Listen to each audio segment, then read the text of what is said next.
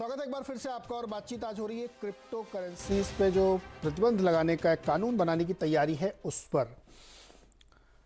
निश्चल जी, मुझे ये बताइए कि इस समय आपकी सबसे बड़ी चिंता क्या है?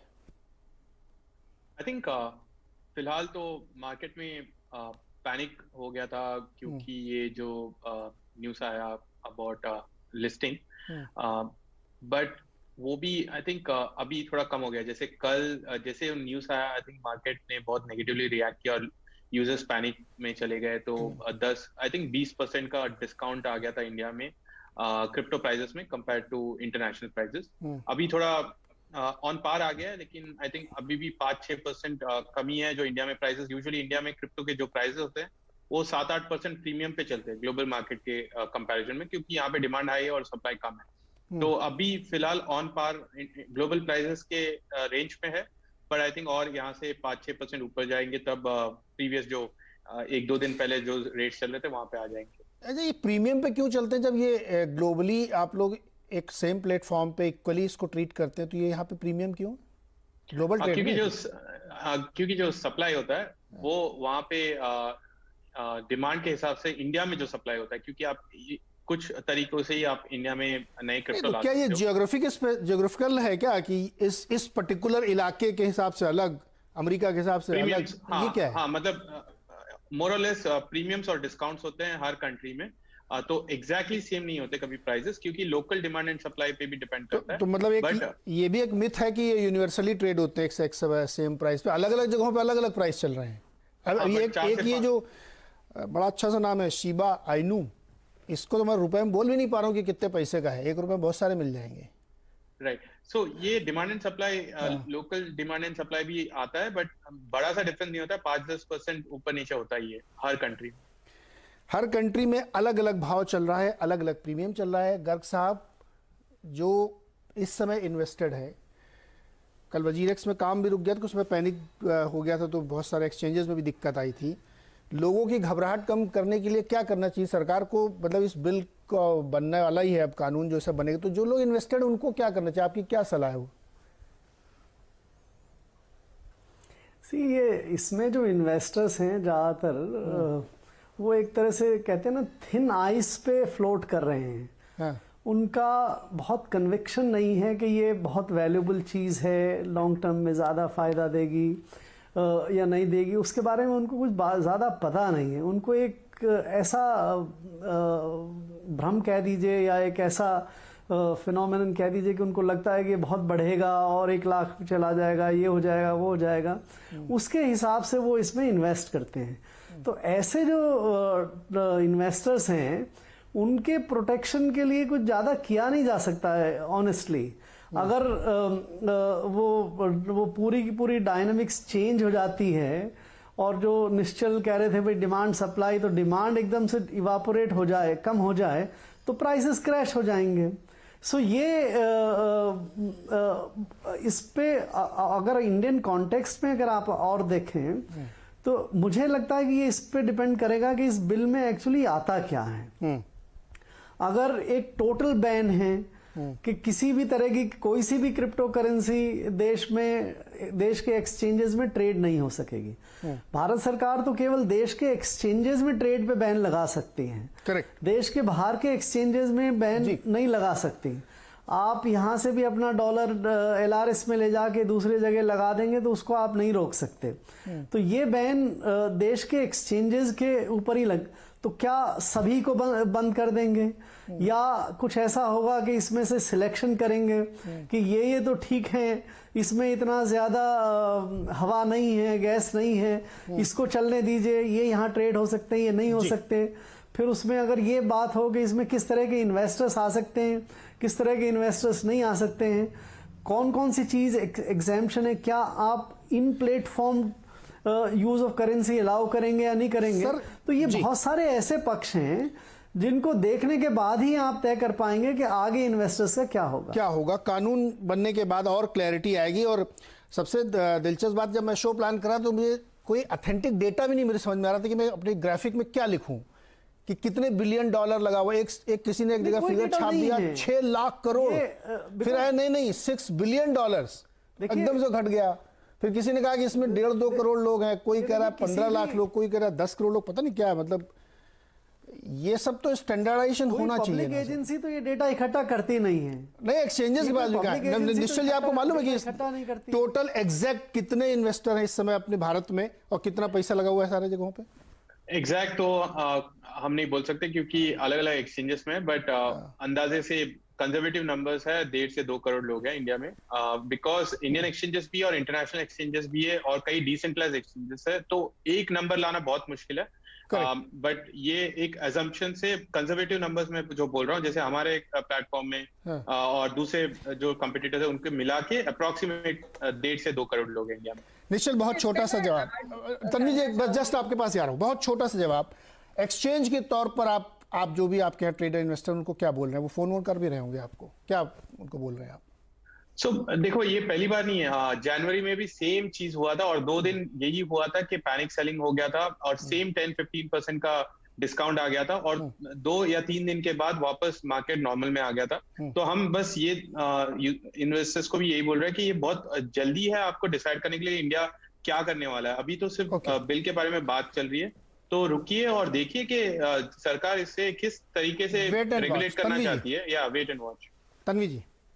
नीरज, मैं ये आपने बहुत अच्छा मुद्दा उठाया डेटा के बारे में। ये ऐसी कोई इंडस्ट्री नहीं है इंडिया में जिसमें गवर्नमेंट को डेटा का अंदाजा नहीं रहता है। मतलब आपके बैंक अकाउंट्स हैं तो उसकी गिनती रहती है गवर्नमेंट के पास, या कोई एक्सचेंज अकाउंट है, बिकॉज ये जो एंट्री पॉइंट है इस इकोनॉमी में या इस सेक्टर में, वो यूजुअली गवर्नमेंट से कहीं रजिस्टर्ड चलती है। और जैसे निश्चल ने बोला, ये सेंट्रलाइज्ड एक्सचेंज तो एक तरह के प्लेयर है, पर इस इंडस्ट्री में डिसेंट्रलाइज्ड एक्सचेंज बहुत सारे हैं जिनका कोई एक देश में उनका जुरिस्डिक्शन नहीं होता।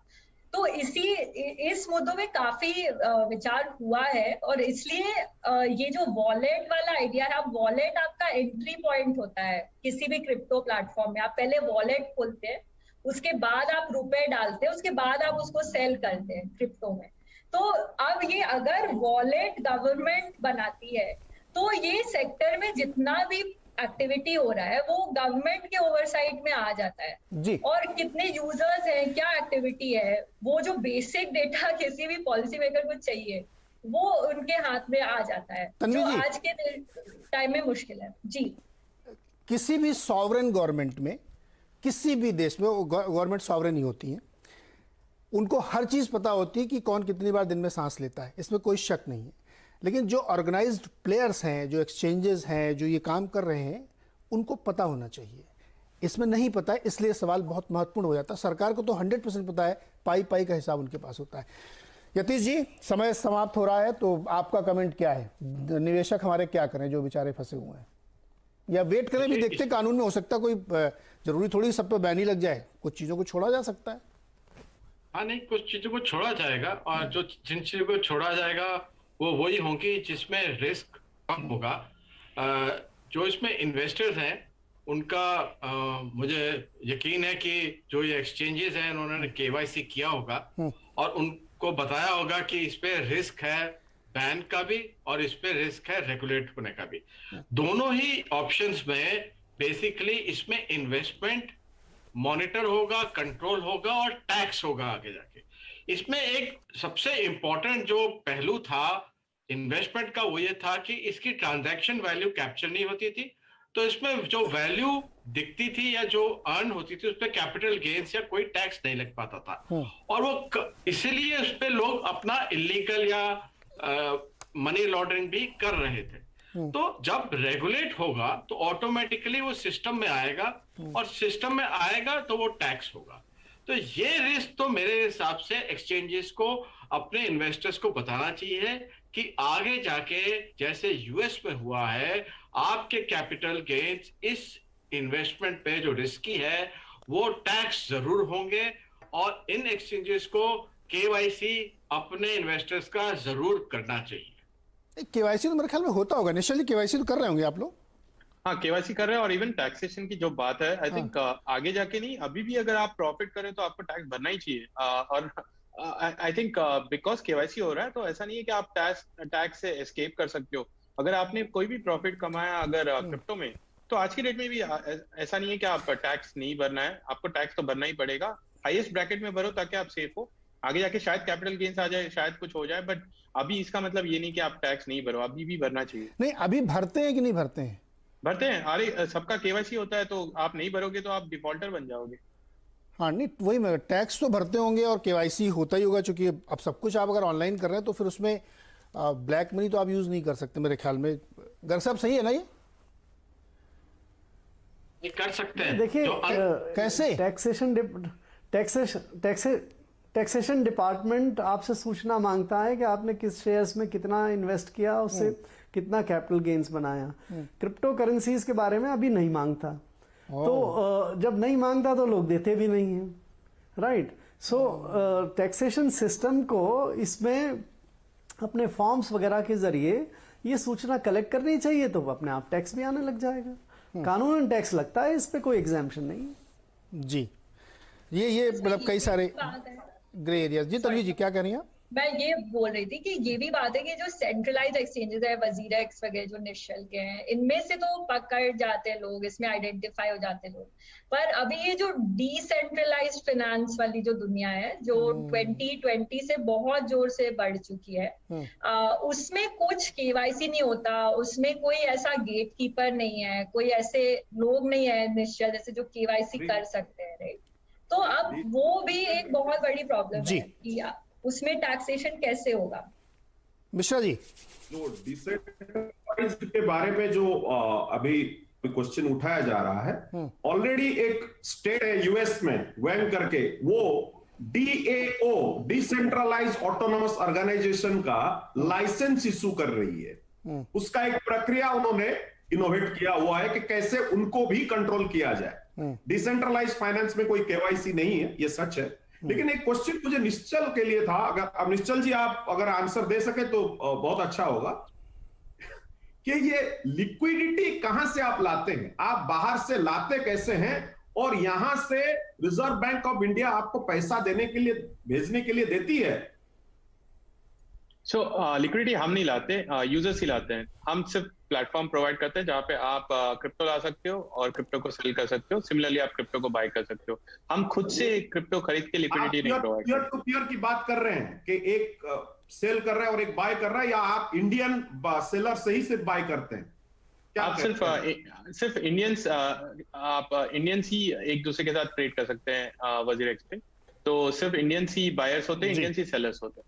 यहाँ पर इनकम टैक्स डिपार्टमेंट को ध्यान रखनी होगी, अगर लिस्ट मिले तो जितने इंडिया में बायर हैं, अगर देखा जाए उसकी बहुत सारे पार्ट हैं जो कैश में खरीदते हैं, यही बिटकॉइन और चलिए सर, समाप्त एकदम हो रहा समय। चर्चा में बहुत सारे पॉइंट्स हम लोगों ने जानने की कोशिश की, बड़ा एजुकेटिव रहा, बहुत सारे नए नए पॉइंट्स हैं। कानून बनने वाला है, अब देखते हैं उसमें क्या क्या चीज़ें आती, जो कि अभी तो अनुमान के आधार पे कि क्या हो सकता है, कंप्लीट बैन होगा या कुछ चीज़ें छोड़ी जाएंगी। लेकिन ये सच है कि आप जो भी इन्वेस्टर हैं, ट्रेडर्स हैं, या जो लोग इसके वॉचर्स हैं, अगर आप किसी भी चीज़ में पैसे लगा रहे हैं तो आपको उसको थोड़ा समझना चाहिए। ये शो देख के आपको बहुत कुछ चीज़ें समझ में आएंगी कि वो एसेट क्लास है, करेंसी है, उसकी इंट्रिंसिक वैल्यू क्या है, वो चलता कैसे है, उसकी काउंटर गारंटी कौन है, एक्सचेंज की अंडरलाइन गारंटी क्या है। ये बहुत सारे सवाल आपको ज़रूर सोचने चाहिए, सिर्फ इसलिए नहीं कि वहाँ पे कुछ ट्रेड हो रहा है चलिए हम लोग भी ट्रेड कर लें, पैसा बना लें। निश्चल भी इसके फेवर में है कि रेगुलेट होना चाहिए। देखते हैं कि कानून क्या बनता है, और जब इस पर एक दिन चर्चा होगी संसद में तो उस दिन हम लोग एक बार फिर बैठेंगे, फिर से चर्चा करेंगे, देखें क्या क्या पॉइंट्स कानून में निकल के आते हैं। बहुत बहुत शुक्रिया हमारे साथ जुड़ने के लिए। देखते रहिए CNBC आवाज़।